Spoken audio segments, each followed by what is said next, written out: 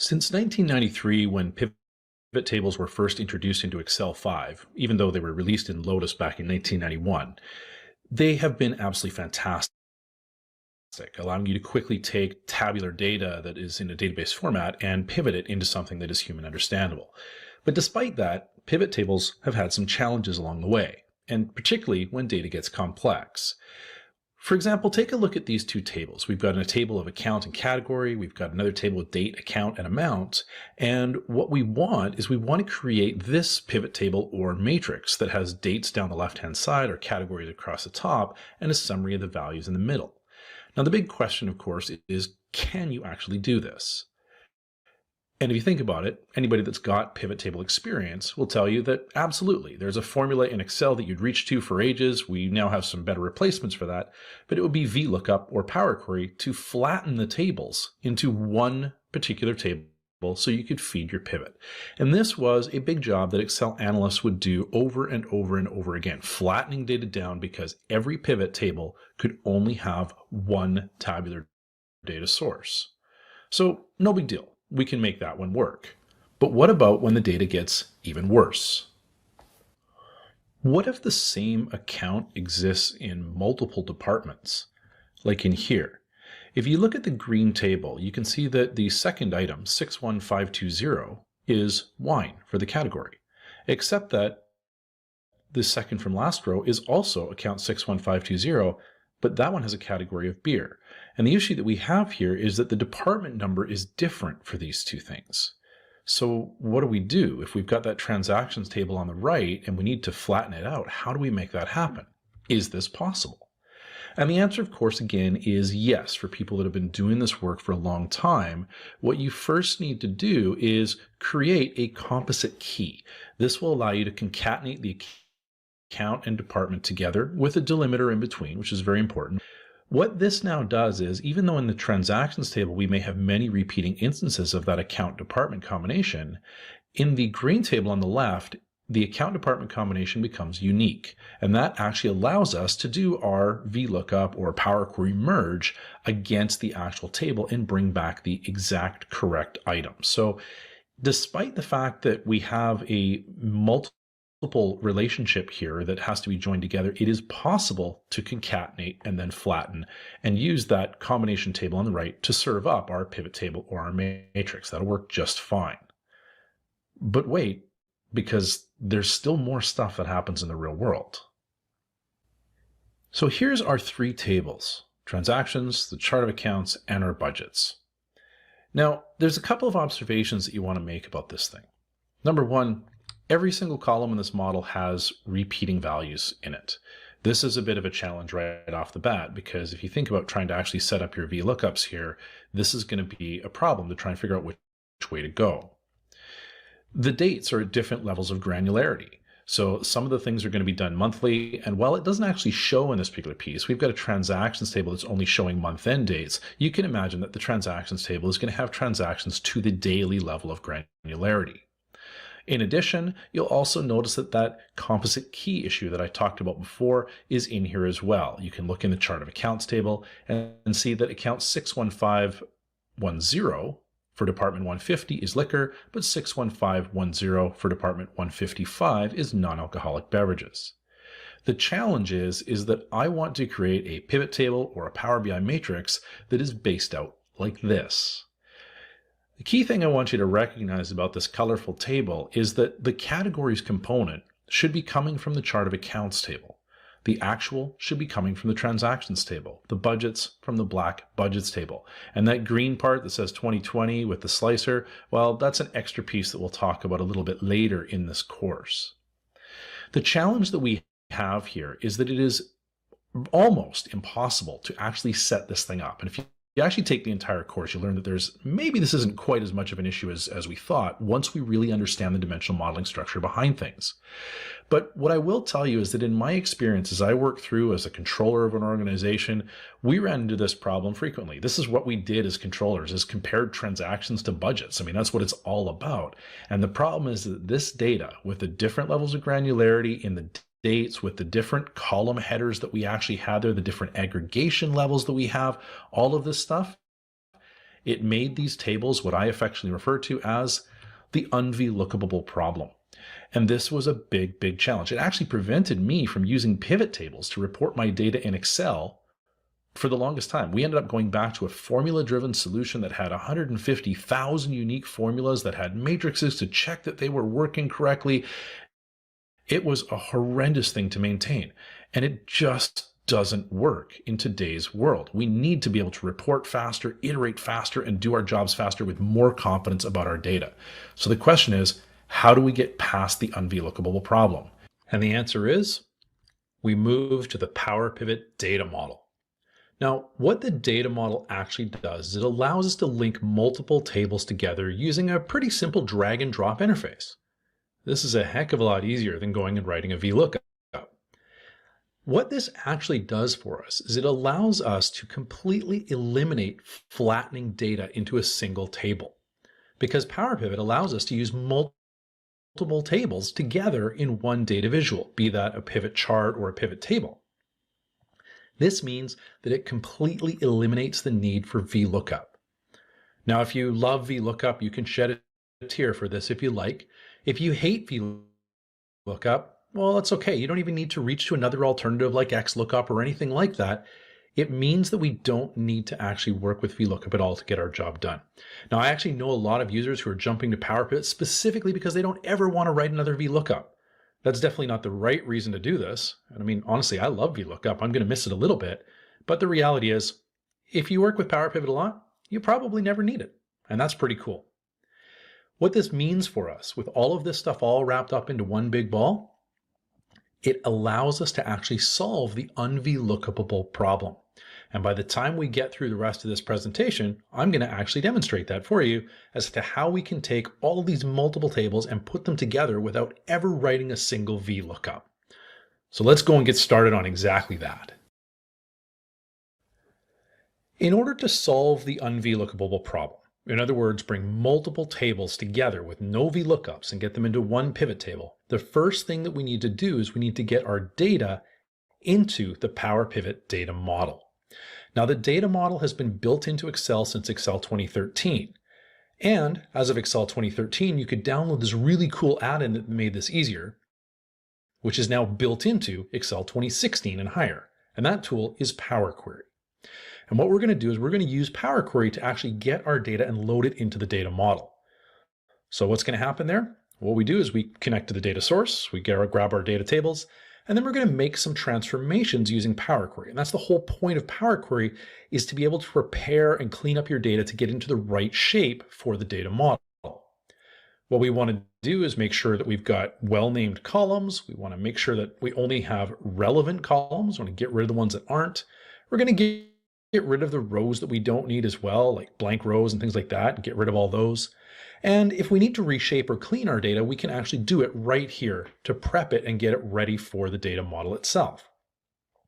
The final thing that we do with our tables before we load them to the data model is we always enforce the data types. And this way we know that Power Pivot is actually going to consume it correctly.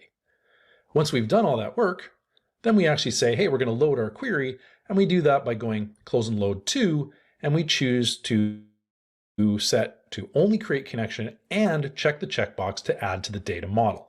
And that will actually then load all of our data into the Power Pivot data model, even if it doesn't really look like anything at this point. Now, the one big thing that I want to throw out here, big consideration along the way, if you're going to be loading data into Power Pivot, there are actually a couple of different ways to do this. And I don't like to give you a lot of rules that are like hard-coded rules that you never ever break, because everything always has a nuance and different ways you can look at it if you understand why. But in this particular one, this is a rule that I never break. I always load my data to the data model via Power Query. Always, always, always. The reason for this is quite simple. If you load your data directly into Power Pivot, if something happens, like maybe your Access database grows up and your IT department now gives you a SQL server, if you've loaded directly into Power Pivot without going through Power Query, you now get the fun job of rebuilding the whole solution from scratch. You can't just repoint something to a new server very easily. But if you're using Power Query, you can. And that's the beautiful thing there, is it makes moving things and making things portable much, much easier to actually deal with. It also happens to be the modern way that we actually go and get data in another program, Power BI. And that's super important because everything that I'm going to show you in this session works in both Excel and in Power BI. So you're actually learning things here for two programs, not just one. Let's go and take a look and see how we can go and actually get and prep our data and get it ready and into the data model. So here we are inside a data file, and we are actually being presented with the UnVLOOKUPable problem. What you can actually see here is that we have a calendar table that I've got set up here, and it's got a unique list of dates. There's one entry for every single day during my fiscal period. So that's all good so far. But we've got lots of repeating years, obviously, because that's the year applicable to the date, repeating month numbers, month names. And then if we actually scan through our table long enough, we can see that we're going to have repeating day numbers as well, because of course, when January rolls over to February, we get back to the first of the month again. We have a nice little sales table, which you'll notice is actually recording sales transactions on a daily basis. Starting with January 1st, we have multiple entries for beer because there were 3 sales of beer on that day right there. We've also got the amounts that go with them. This continues through an entire year worth of sales. We have a categories table over here with our unique categories of beer, wine, burgers, and other, and a class that repeats. We've got beverages showing up twice because beer and wine are both beverages. Over on our budgets table, similar to sales, we see multiple repeating dates, but in this case, it's always month ends because we only budget at a month end level. So we're going to have a lot of repeating values here, a lot of repeating values in our category because we're only budgeting for our beer, wine, burgers, and maybe an other every now and then. And then, of course, the budget amounts that go with them. Now, if I want to put all of this into one pivot table, this is going to be truly UnVLOOKUPable. Which direction do you go to get this thing flattened down? It's just not going to work. So rather than try and do a whole bunch of trickery here, we're going to go and leverage Excel's Power Pivot data model in order to actually make this happen. And the first thing we're going to need to do is to get our data into the data model. Now we're going to use Power Query for this, but here's the thing. I want to call your attention to something very important around these particular tables. You'll notice they're nice and colorful. That's not because I just went and highlighted them with color. It's because I actually turned them into official Excel tables. What does that actually mean? It means that when I had a nice rectangular block of data, I clicked inside it somewhere and I went up to the Home tab, Format as Table, and I chose a really nice color scheme that actually spoke to me for whatever data table I was working with. That's the really hard part of creating a table, is getting that color choice right. But you'll also notice that if you change your mind, you can always change it later, which is kind of cool.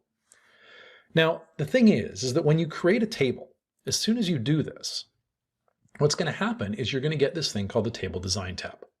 This tab only shows up if you actually have an official Excel table.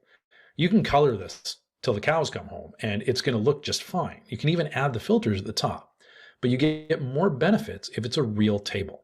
The only time this Table Design tab ever shows up is if you're in a real table. That's how you know. And the big important thing is once you've created a table, you need to give it a name right away. You can do that from the Table Design tab right here in the top left corner. You'll notice this table I've named Sales. This one over here, again, is an official table because if it wasn't, the Table Design tab wouldn't appear. It's named Calendar. This one, also an official table called Categories, and once again, also an official table called Budgets. This is important because it's going to make getting data into Power Query much easier. Okay, so here's what we're going to do now. We're going to load this data into Power Query before sending it to the data model. I'm going to start here with the calendar table. So I'm going to click a single cell inside, or I could select the whole table, doesn't really matter. And then what I'm going to do is I'm going to go to my Data tab, and I'm going to choose to get data. I'm going to use this button right here called From Sheet, although it may also be called From Table, depending on what version of Excel you're actually running. It's had a few different names, from Table Range, from Table, from Sheet. But regardless, as long as it's got the icon, you should be good to go here. So we're going to say From Sheet, and it's going to load up Power Query for us. It's going to drop us into this beautiful new full-size window here that we can actually go to do and play with in order to set up our data. Now, inside here is the place where we can go and make changes to the data if we don't like what we see. And the first thing that I want to draw your attention to here is that I'm not really happy with the date format that I've got because this is coming up as dates and times. So I'm just going to go click in the top left here. This is the place where we can change a data type. And I'm going to choose this to just plain old date. And I'm going to say replace current. And there we go. It now formats it in my format of date. Depending on the format of settings that you use in your control panel, this may actually show as month, day, month, year, or something different. I have my regional settings for Windows set to show in an ISO format of year, month, day, and that's why it shows up this way. The other thing that's important to know about Power Query is that as you do things, it records all of the steps over on the right-hand side. So we have the source step that shows us exactly what the data came in from, and then we applied the change type that changes the data type. Now that's all I really need to do to this one here. So what I'm going to do is I'm going to load this to the data model. So I'm going to go close and load.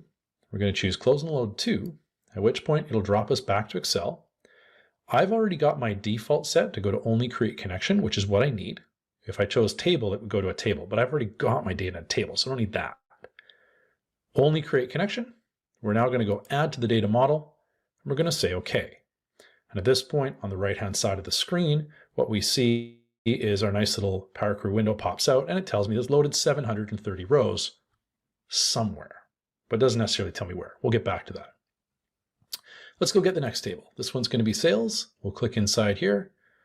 We're going to choose to pull this into Power Query again. And we're just going to take a quick look at the data here. I'm not happy with the way that this is formatted, so I'm going to change this to date. Replace. Everything looks good. Close and load to. And now, once again, add to the data model and say OK. Now my data is pretty clean here, so I don't have to do a lot of reshaping. So let me grab the next table. We're going to go grab category. We'll say from sheet. We'll pull it in again. This one doesn't even need the data types changed. They're all text-based, so that's all good. So I'm going to say close and load to, add to the data model, and say OK. And finally, we're going to go and grab budgets from sheet. And once again, we're going to have to change our date to a date again, replace current. And at that point, I'm done. Now, the thing I want you to recognize about Power Query is this has a lot more functionality. So if your data is pivoted and needs to be unpivoted, or you got to remove a whole bunch of garbage, you can totally do that there. Okay, there's a lot of functionality inside Power Query.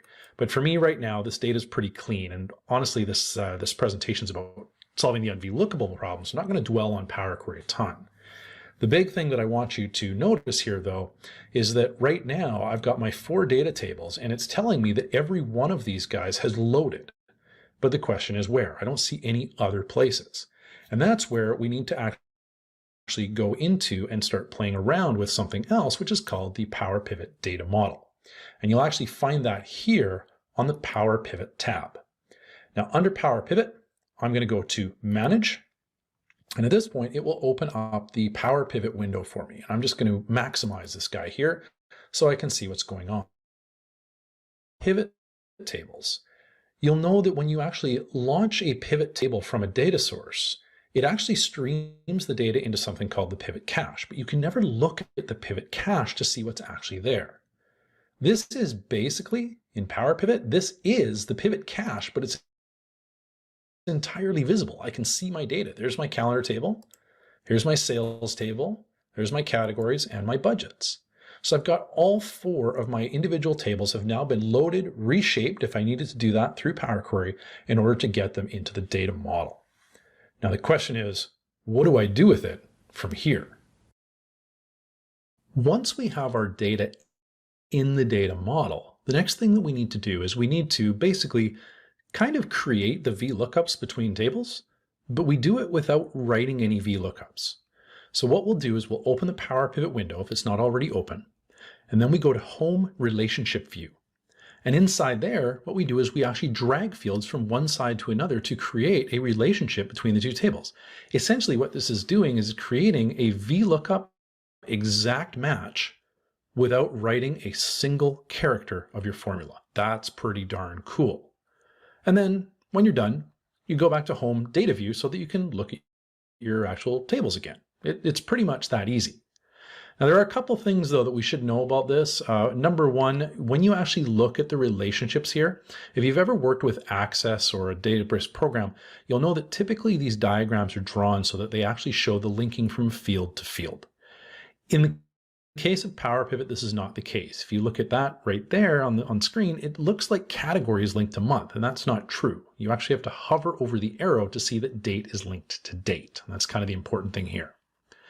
The other thing to be aware of is that Power Pivot loves one-to-many relationships. And that's what the whole secret with working with Power Query is when you're working in dimensional modeling, is to try and figure out how to create proper structure for your tables that link from one to many. What does that mean? It means that our calendar has a column of unique dates. There's one day per year for every single day of the year. In sales, though, we had the same day being used multiple times. So we're going to link from calendar date to sales date. That's linking from a unique value to many repeating values in the sales table. And as long as you have a structure like that, everything actually works really, really well. Let's go take a look. So the first thing I'm going to do is I'm going to return to the Power Pivot window. So right from Excel here, I'm going to click Manage. It's going to take me back into the Power Pivot window. And now what I'm going to do is I'm going to go to the Home tab and we're going to choose Diagram View. And when you look at Diagram View, you see something that looks like this. Now, to make this a little bit easier on myself, I'm just going to drag the budgets table right over here. But what you'll notice is that we have a nice little sort of card visual here of the individual tables with all of the fields that came across. And now, in order to actually create the VLOOKUPs between my tables, here's what I'm going to do. I'm going to go left click and drag date to date. And I'm going to let go. I'm now going to go and say, again, date to date for budgets. There we go. Let's try category to category. That works nicely. You think, okay, but I see another category, Ken. It's over here on this table. Could we do this? And at this point, it'll come back and tell us that we can't create that because there's duplicate values in both of these columns. So again, this is what it's all about when you're working with Power Pivot, is getting the one-to-manys correct. Over in the categories table, there is a unique list of categories. Class had a duplicate, but category doesn't. So in this case, even though there's many repeating categories here, we can just drag from one to the other here. And as long as there's a one-to-many relationship, it's one to stars many, Power Pivot will always get this exactly correct for you. And that is actually really what it takes in order to go and link your data model together. Now, while I'm here, just to make life a little bit nicer, I'm going to go and do one more thing. I'm going to drop back into my data view, and I'm going to go over to my calendar table. Because inside my calendar, I have these things called month names, and they're based on a text standard. Okay, we can actually see that right up the top here. This is a text-based field. What that means is if I try and put this on a pivot table later, it's going to sort it in alphabetical order, and I don't want that. So I'm going to actually set up a proper sorting component so that when I put this on a pivot table, it sorts in proper month order, which is based on the value that we have over here. So right here, I'm going to select my month name column. I'm going to choose to sort by column, and I'm going to sort this by the month number. Now, this relationship between these must always match. Every time there's a January, it's got to be a 1. Every time there's a 1, it's got to be a January in order to make this work. But that kind of makes sense when we're working with months. When we say, okay, it's all done, everything's good to go. The only thing left to do now is to actually go and leverage this to prove out that we've actually solved the UnVLOOKUPable problem. To prove out that we've actually solved the UnVLOOKUPable problem already, what we're going to do is we're going to reach to one of our favorite tools, the pivot table. Now, just as a quick reminder, the entire purpose of a pivot table is all about aggregating values. So if we've got multiple rows of data like this, we got, multiple customers, multiple months, multiple sales here. What we want to do is feed that into a pivot table in order to be able to get, say, a count of the customer records. So there's 7 of them in the table on the left. And if you add up all the sales in the table on the left, you'll find that it comes to $5,119. So that probably makes sense. That's just standard pivot table stuff. If we then slide something into the row area, like say the customer, we'd expect to see things broken down. Now, the big challenge, of course, is that in order to make this happen, we need to, or used to, have to VLOOKUP everything together into a single table in order to get that done. In the model we're playing with right now, we have 4 separate tables, and we have not flattened this data down. So the question is, can we serve it up into a single pivot table and actually get the values that we want to see? So let's go take a look. All right, our data is loaded into the data model via Power Query. We've made some relationships between the tables. We even sorted one column by another. Let's see if this actually solved our issue. I'm going to go and add myself a new worksheet right here, and I think I'm going to start somewhere around in cell C7. And what I'm going to do now is I'm going to go to the Insert tab, and I'm going to choose to add a pivot table from the data model. And we're going to say OK. Now, at this point, it brings me up a pivot table frame on the right-hand side here. And the big thing that I want you to actually be aware of here is because I've driven everything from Excel tables, we actually see 2 versions of every single table in the list here. These ones are not linked to the data model. The ones with the golden buckets are. You always want to use the fields with the golden buckets. So here's what I'm going to do. I'm going to grab my calendar, and I think I'm going to put, say, I don't know, how about month name on my columns? There we are, January, February, March, everything's working well there. I'm going to go to categories, and I'm going to put class on rows. And at this point, if you've worked with standard pivot tables, you should be going, wait, what just happened? Because I used 2 separate tables on one pivot table with no VLOOKUPs. This is amazing. And yet you might not be convinced yet. So we'll keep going here. Let's slide our category under class. There we go. This is getting better, right? Now wait, I know what you probably want. What you probably want to see is, where's the sales dollars? So that's exactly what we're going to do. We're going to come down to sales dollars, and we're going to choose to throw the amounts on values. And there we go. We've now got 3 tables in one pivot table with no VLOOKUPs. Even better, I can come across to budgets, and I can take the budget amount and put it into my pivot table as well. Now, this might be getting a little bit ugly here on us, so we can always switch this up, of course. Let's take the month name off for a second, and we'll just put year on our column so we can see the 2 individual years instead. And I'm now going to just go and rename these things so we can actually recognize exactly what they are. These are sales dollars here, and these are budget dollars here. You can see that it's actually renamed those in the values area as well. We just solved the UnVLOOKUPable problem. All of the data is coming in with no VLOOKUPs whatsoever, despite being at different granularities of data, daily in our sales, monthly inside our budget tables. There doesn't have to be matches for everything. This is awesome, absolutely awesome. If you haven't worked with the Power Pivot data model yet, you need to give it a shot if you work with pivot tables. Although I would also suggest that there's a lot to learn here because you need to learn a little bit about dimensional modeling. You need to learn about how to write a formula language called DAX so you can write your own formulas that reshapes the modern analyst. And you need to have it in your toolbox. I hope you've enjoyed this session. This is the tip of the iceberg on working with Power Pivot, and I'd love to actually have you join us so we can teach you how to really work with it properly. We've got a great course at SkillWave if you're interested that has a ton of content for both Excel and Power BI to really teach you how to get the most out of your data.